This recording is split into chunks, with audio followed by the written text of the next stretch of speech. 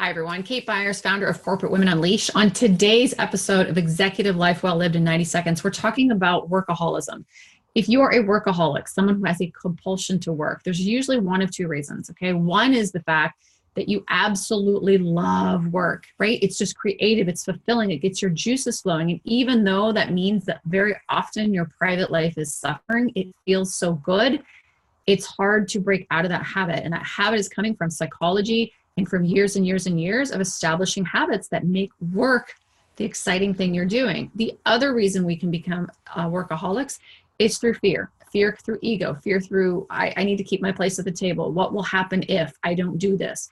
And sometimes that fear drives us or drives our ego to believe that if we take time for our health, if we take time to go home at the end of the day, before such and such a time, if the project's not done, if we haven't gotten back to so-and-so, that type of thing, then we will somehow be imploding our career. We'll be ruining our reputation. We'll be failing the company. We won't be as valuable. Okay. So one or the other typically is what leads us to workaholism.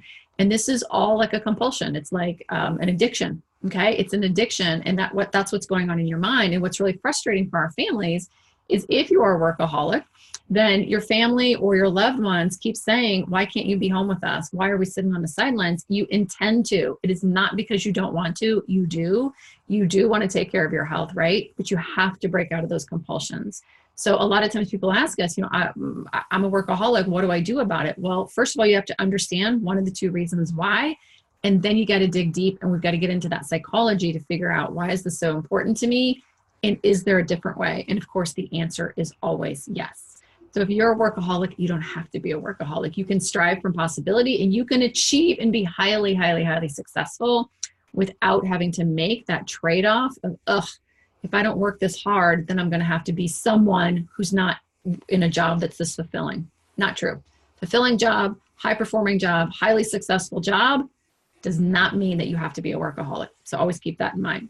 So I hope this broadcast has been helpful. If it has, feel free to jump on our YouTube channel and look at some of the other broadcasts that we've done, or share it.